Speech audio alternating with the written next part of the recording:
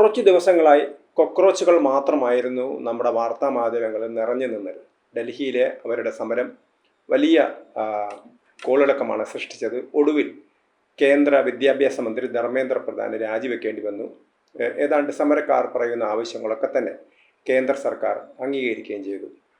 ഏതാനും നാൾ മുമ്പാണ് ഈ പാർട്ടി തന്നെ അതൊരു സംഘടനയായിട്ടാണ് രൂപീകരിച്ചത്. അല്ലെങ്കിൽ ഒരു സോഷ്യൽ മീഡിയയിലെ ഒരു പ്ലാറ്റ്ഫോമായിട്ട് മാത്രമായിരുന്നു അത് വന്നിരുന്നത്.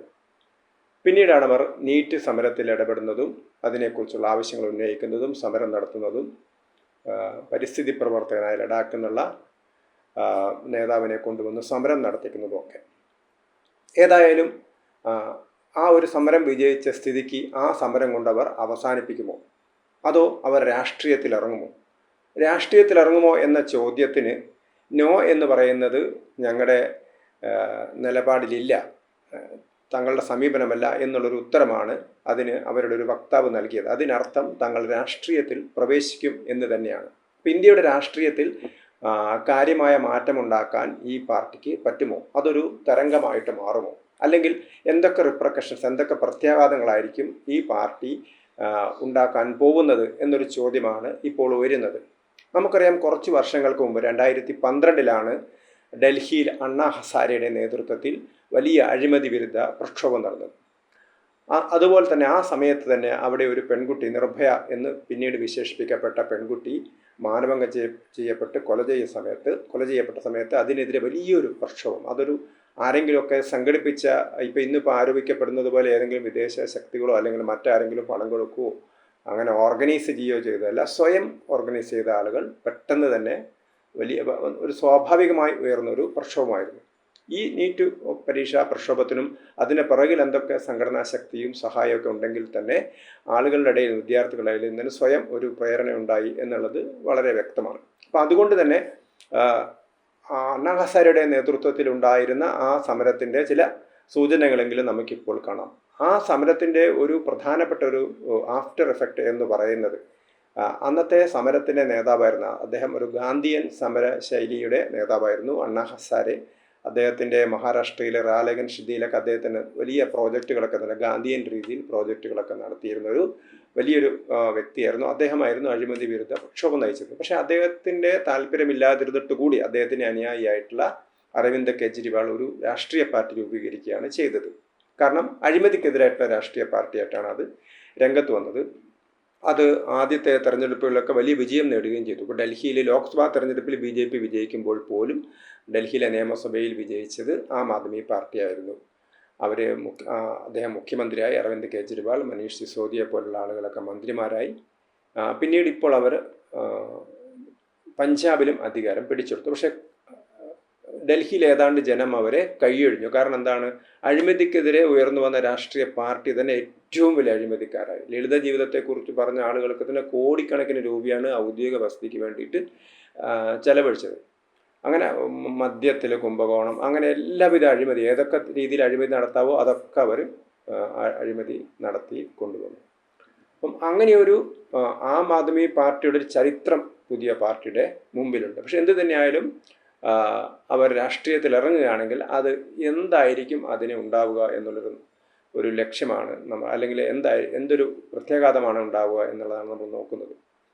കേന്ദ്ര സർക്കാരിനെ സംബന്ധിച്ചിടത്തോളം തികച്ചും നാടകീയമായിട്ടാണ് അവർ കേന്ദ്ര വിദ്യാഭ്യാസ മന്ത്രിയുടെ രാജി പ്രഖ്യാപിക്കുന്നത്. കാരണം തൊട്ട് മുമ്പ് വരെ എന്ത് വില കൊടുത്തും വിദ്യാഭ്യാസ മന്ത്രിയെ രാജിവെക്കുന്ന പ്രശ്നമില്ല എന്നുള്ളൊരു നിലപാടായിരുന്നു കേന്ദ്രത്തിൻ്റെ ഭാഗത്തുനിന്നുണ്ടായിരുന്നത്. കാരണം അവർക്ക് അവരുടേതായ ന്യായീകരണങ്ങളുണ്ട്. കാരണം നീറ്റ് പരീക്ഷ അത് അദ്ദേഹം നേരത്തെ ആരോപണങ്ങളുണ്ടായിരുന്നെങ്കിലും അത് നന്നായി നടത്തി. അതേപോലെ തന്നെ കേന്ദ്രീകൃത പരീക്ഷകളൊക്കെ തന്നെ നടത്താൻ വേണ്ടിയുള്ള വലിയൊരു വിദഗ്ധ സമിതി, ഇപ്പോൾ കേന്ദ്ര സർക്കാർ രൂപീകരിച്ച വിദഗ്ധ സമിതിക്ക് മുമ്പേ തന്നെ, ഇപ്പോൾ രൂപീകരിച്ച സമിതിക്ക് മുമ്പ് നേരത്തെ ISRO ചെയർമാൻ ഡോക്ടർ രാധാകൃഷ്ണൻ ചെയർമാനായിട്ടൊരു കമ്മീഷൻ രൂപീകരിച്ചു. അതിൻ്റെ കുറേ നിർദ്ദേശങ്ങൾ നടപ്പിലായി. അത് പൂർണ്ണമായിട്ട്, അതിൻ്റെ പ്രധാനപ്പെട്ട നിർദ്ദേശം തന്നെ കമ്പ്യൂട്ടറൈസ്ഡ് പരീക്ഷ, പൂർണ്ണമായും കമ്പ്യൂട്ടറൈസ് ചെയ്തുള്ള പരീക്ഷ എന്നുള്ളതായിരുന്നു. ആ രീതിയിലേക്ക് അടുത്ത വർഷം മുതൽ എത്തുമെന്നൊക്കെയായിരുന്നു പറഞ്ഞിരുന്നത്. അപ്പോൾ എന്ത് തന്നെയായാലും അങ്ങനെ നോക്കുന്ന സമയത്ത് ധർമ്മേന്ദ്ര പ്രധാൻ രാജിവെക്കേണ്ട കാര്യമില്ല എന്ന നിലപാടിലായിരുന്നു എത്തിയിരുന്നെങ്കിലും പെട്ടെന്ന് തന്നെ BJP നേതൃത്വം ധർമ്മേന്ദ്ര പ്രധാനോ അദ്ദേഹം ആ ഒരു തീരുമാനം അവർ അംഗീകരിക്കുകയായിരുന്നു. അങ്ങനെ സമരത്തിന് പൂർണ്ണമായിട്ടും അത് സമരക്കാരുടെ ആവശ്യങ്ങളൊക്കെ തന്നെ അംഗീകരിച്ച് സമരം അവസാനിപ്പിക്കുകയായിരുന്നു ചെയ്തിരുന്നത്. എന്തുകൊണ്ടാണ് ആ സമരത്തിലേക്ക് ബി ജെ പി പിൻവലിയാൻ പോയത്, അല്ലെങ്കിൽ അവർക്ക് കീഴടങ്ങാൻ പോയെന്നുള്ളത് മറ്റൊരു കാര്യമാണ്. ഇവിടെ ഇപ്പം നമുക്ക് മനസ്സിലാക്കേണ്ടത് എന്തായിരിക്കും ഇതിൻ്റെ പ്രത്യാഘാതം. ഇപ്പം ബി ജെ പി പെട്ടെന്ന് എന്തുകൊണ്ടാണ് ഈ സമരം നിർത്തിയത്? കാരണം ഈ സമരത്തിൽ പാർലമെൻറ്റ് മാർച്ച് നടത്തും അവർ പറഞ്ഞു. അങ്ങനെ പാർലമെൻറ്റ് മാർച്ച് നടത്തുന്ന സമയത്ത് അവരെ തടയുന്ന സമയത്ത് അവർ ബഹളം ഉണ്ടാക്കിയാൽ ഏതെങ്കിലും ഒരാളെങ്കിലും മരണപ്പെട്ടാൽ അത് വലിയൊരു ചലനമായിട്ട് മാറും. അതേപോലെ മറ്റ് സംസ്ഥാനങ്ങളിൽ അത് സമരം തുടരും. അങ്ങനെയൊരു സമരമുണ്ടാകുന്നത് ഒരിക്കലും കേന്ദ്ര സർക്കാരിന് ഗുണകരമല്ല എന്നാണ് അവർ ചിന്തിച്ച് കാണുക. പക്ഷേ ബി ജെ പിയെ സംബന്ധിച്ചിടത്തോളം ബി ജെ പിയുടെ ഒരു anti B J P forces ഇന്ത്യയിൽ വളരെ ശക്തരാണ്. കാരണം അതിനകത്ത് മൈനോറിറ്റി അപ്പീസ്മെൻ്റ് നടത്തുന്ന ആളുകളുണ്ട്, തീവ്ര കമ്മ്യൂണിസ്റ്റുകളുണ്ട്, പിന്നെ അങ്ങനെ പല വിഭാഗങ്ങൾ, കോൺഗ്രസ് ഉണ്ട്, പല പാർട്ടികളുണ്ട്. അതായത് ബി ജെ പി വിരുദ്ധരായിട്ടുള്ള പാർട്ടികളും ബി ജെ പി അനുകൂലികൾ, ബി ജെ പിയുടെ സഖ്യകക്ഷികൾ ഒരു ഭാഗത്ത് ഉള്ളൊരു മത്സരമാണ് നടക്കുന്നത്. പല സംസ്ഥാനങ്ങളിലും പക്ഷേ കോൺഗ്രസും ബി ജെ പിയും തമ്മിൽ നേരിട്ടുള്ള മത്സരമാണ്.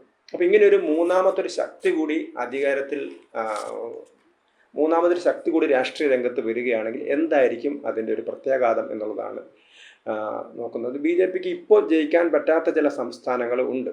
ഇപ്പം ജമ്മു കാശ്മീരിൽ ബി ജെ പി പ്രധാന പ്രതിപക്ഷമാണ്, ജയിച്ചിട്ടില്ല. പഞ്ചാബിൽ ബി ജെ പി അത്ര സ്വാധീനമില്ല, അവർ ജയിക്കാൻ കാര്യമായിട്ട് ശ്രമിക്കുന്നുണ്ട്. മറ്റ് ചില സംസ്ഥാനങ്ങളിൽ ബി ജെ പിയും കോൺഗ്രസും തമ്മിൽ നേരിട്ട് മത്സരമാണ്. മറ്റ് ചില സംസ്ഥാനങ്ങളിൽ കോൺഗ്രസിൻ്റെ സഖ്യവും ബി ജെ പിയും തമ്മിലാണ് മത്സരം. ഇപ്പോൾ ഉദാഹരണത്തിന് ഉത്തർപ്രദേശിൽ സമാജ്വാദി പാർട്ടിയാണ് പ്രധാനപ്പെട്ട പാർട്ടി. ബീഹാറിൽ ലാലു പ്രസാദ് യാദവിൻ്റെ RJD ആണ് പ്രധാനപ്പെട്ട പാർട്ടി. വടക്ക് കിഴക്കൻ സംസ്ഥാനങ്ങളിലൊക്കെ തന്നെ കോൺഗ്രസ് ഇപ്പോൾ അത്ര ശക്തരല്ല, പ്രാദേശിക പാർട്ടികൾ വളരെ ശക്തരാണ്. ബംഗാളിൽ മമതയായിരുന്നു എതിരാളി, മമതയെ ബി ജെ പിക്ക് തോൽപ്പിക്കാൻ പറ്റി. തമിഴ്നാട്ടിൽ DMKയും അതുപോലെ തന്നെ TVKയാണ് പ്രധാനപ്പെട്ട പാർട്ടികൾ. അങ്ങനെ ഓരോ സംസ്ഥാനത്തും ഓരോ രീതിയിലുള്ളൊരു പൊളിറ്റിക്സ് ഉണ്ട്. ബി ജെ പിയും കോൺഗ്രസും നേരിട്ട് ഏറ്റുമുട്ടുന്ന സ്ഥലത്തുള്ള വോട്ടിംഗ് ശതമാനം, ഇപ്പോൾ സീറ്റുകളുടെ എണ്ണത്തിലൊക്കെ ബി ജെ പി ബഹുദൂരം മുന്നിലാണെങ്കിലും വോട്ടിംഗ് ശതമാനം വരുന്ന സമയത്ത് ഈ കോക്രോച്ച് പാർട്ടി പിടിക്കുന്ന വോട്ട് ആരുടേതായിരിക്കും എന്നുള്ളൊരു വിഷയമുണ്ട്. എന്തു തന്നെയായാലും ആത്യന്തികമായിട്ട് ബി ജെ പിയെ സംബന്ധിച്ചിടത്തോളം അവർ കാൽക്കുലേറ്റ് ചെയ്യുന്നത് ആൻറ്റി ബി ജെ പി വോട്ടാണ് കോക്രോച്ച് പാർട്ടിയെ പോലത്തെ പാർട്ടി പിടിക്കുന്നത്. ബി ജെ പിക്ക് അനുകൂലമായി കിട്ടുന്ന വോട്ടുകളിൽ കുറച്ച് മാത്രമേ നഷ്ടപ്പെടാൻ സാധ്യതയുള്ളൂ. അപ്പം അങ്ങനെ ഒരു കോക്രോച്ച് പാർട്ടി വന്നാൽ പോലും അതിൻ്റെ ഏറ്റവും വലിയ ക്ഷീണം സംഭവിക്കാൻ പോകുന്നത് രാഹുൽ ഗാന്ധിക്കും അതുപോലെ തന്നെ കോൺഗ്രസിനുമായിരിക്കും. കാരണം അവരുടെ ഒരു അടിത്തറ, അവരുടെ വോട്ട് ബാങ്ക്, കാരണം പല സമരങ്ങളും അവരെ വിജയിപ്പിച്ചെടുത്തത് ഈ പാർട്ടികളുടെയൊക്കെ പിന്തുണയോടുകൂടി തന്നെയാണ്. ഉദാഹരണത്തിന് ചന്ദ്രശേഖർ ആസാദിൻ്റെ പാർട്ടി, അതേപോലെ തന്നെ സമാജ്വാദി പാർട്ടി, ആം ആദ്മി പാർട്ടി, ഈ പാർട്ടിയുടെ പ്രവർത്തകരാണ് എവിടേക്ക് വന്നത്, സമരം ചെയ്യാൻ വേണ്ടി വന്നത്. അവർക്ക് അനുകൂലമായി പ്രകടനങ്ങൾ നടത്തിയതും കേരളത്തിലാണെങ്കിൽ CPM നടത്തി, കോൺഗ്രസ് നടത്തി, തമിഴ്നാട്ടിലെ DMK നടത്തി, മറ്റ് പല പാർട്ടികളും നടത്തി. അപ്പം ഈ ഒരു പോളറൈസേഷൻ, അതായത് ആൻറ്റി ബി ജെ പി വോട്ടുകൾ, ആ വോട്ടുകൾ വികേന്ദ്രീകരിക്കുകയാണ് ചെയ്യുക. അതായത് ബി ജെ പി വിരുദ്ധ വോട്ടുകൾ ഒരുമിക്കല്ല, മറിച്ച് ബി ജെ പി വിരുദ്ധ വോട്ടുകൾ വികേന്ദ്രീകരിക്കുകയാണ് ഇങ്ങനൊരു പാർട്ടി വന്നാൽ ചെയ്യാൻ പോകുന്നത്. ഒരു പക്ഷേ രണ്ട് ബി ജെ പിയുടെ അനുഭാവികളായിട്ട് ചില ആളുകളും കുറച്ചുകൂടി ശുദ്ധീകരിച്ച ഒരു പാർട്ടി വരട്ടെ എന്ന് പറഞ്ഞ് വോട്ട് ചെയ്യുന്ന ആളുകൾ ഉണ്ടാവാനുള്ള സാധ്യതയുണ്ട്. അത് പൂർണ്ണമായും തള്ളിക്കളയാനും പറ്റില്ല. ഇപ്പോൾ ഉദാഹരണത്തിന് ഡൽഹിയിൽ ആം ആദ്മി പാർട്ടി വളരെ ശക്തിയായി വന്ന സമയത്ത് ബി ജെ പിയുടെ വോട്ടിലും ചെറിയ ചോർച്ച വന്നിട്ടുണ്ട്. പക്ഷേ പിന്നീട് ബി ജെ പിക്ക് അതിനെ തോൽപ്പിക്കാൻ കഴിഞ്ഞു എന്നുള്ളതാണ്. അതേപോലെ തന്നെ പുതിയൊരു പാർട്ടി വരികയാണെങ്കിൽ അത് ശോഷിപ്പിക്കുക പ്രതിപക്ഷത്തെയായിരിക്കും എന്നുള്ളതാണ് ഏറ്റവും ഒടുവിലത്തെ വിശകലനം. അതുകൊണ്ടാണ് ആദ്യം സമരത്തിൻ്റെ പങ്കെടുക്കാതിരുന്ന രാഹുൽ ഗാന്ധി, കാരണം തങ്ങൾക്കെതിരായിട്ടുള്ള ഒരു മൂവ്മെൻറ്റ് വളർന്നു വരുന്നതിൽ താല്പര്യമില്ലാത്തതുകൊണ്ട് അദ്ദേഹം ആ സമയത്ത് വിദേശത്തായിരുന്നു, അദ്ദേഹം അതിൽ പങ്കെടുക്കാതെയിരുന്നു. പക്ഷേ അവസാന നിമിഷം എന്തിനായാലും അവരെ അവഗണിക്കാൻ കഴിയില്ല എന്നുള്ളത് കൊണ്ടാണ് അദ്ദേഹം ആ സമരത്തിലേക്ക് ചാടി വീണത്. പക്ഷേ എന്നാൽ പോലും ആ ഒരു സമരം ചെയ്യുന്ന ആളുകളുമായിട്ട് ചർച്ച ചെയ്യാൻ കേന്ദ്ര സർക്കാർ സമരക്കാരോട് മാത്രമേ ചർച്ച ചെയ്തുള്ളൂ, കോൺഗ്രസിനെ ഒന്നും അവർ വിശ്വാസത്തിലെടുത്തില്ല. പാർലമെൻറ്റിൽ മാത്രമേ കോൺഗ്രസ്സുമായിട്ട് അവർ ചർച്ച നടത്തിയിട്ടുള്ളൂ, അല്ലെങ്കിൽ എന്തെങ്കിലും ഡിസ്കഷൻ നടത്തിയിട്ടുള്ളൂ. സമരവുമായിട്ടുള്ള ബന്ധപ്പെട്ട കാര്യത്തിൽ ഈ കോക്രോച്ച് പാർട്ടിയുമായിട്ട് മാത്രമാണ് കേന്ദ്ര സർക്കാർ ചർച്ച ചെയ്തത്. അതിൻ്റെ അർത്ഥം എന്താണെന്ന് വെച്ചാൽ ആ കോക്രോച്ച് പാർട്ടി പ്രത്യേകമായി നിൽക്കട്ടെ, അവരെ മറ്റു പാർട്ടികളായിട്ട് അടുപ്പിക്കാതെ ഒരു പ്രത്യേക മുന്നണിയായി നിൽക്കുന്നത് കൊണ്ട് ബി ജെ പി വിരുദ്ധ വോട്ടുകൾ ഭിന്നിക്കുകയാണ് എന്നുള്ളൊരു അനുമാനത്തിലാണ് ബി ജെ പി നേതൃത്വം. പൊതുവെ രാഷ്ട്രീയ നിരീക്ഷകരും ഒരു പുതിയൊരു പാർട്ടി കൂടി വരുന്ന സമയത്ത് അതിൻ്റെ സ്വാഭാവികമായ ക്ഷീണം ഇപ്പോഴത്തെ പ്രതിപക്ഷ പാർട്ടികൾക്കായിരിക്കും എന്നുള്ളൊരു വിശകലനത്തിലാണ് എത്തിച്ചേരുന്നത്.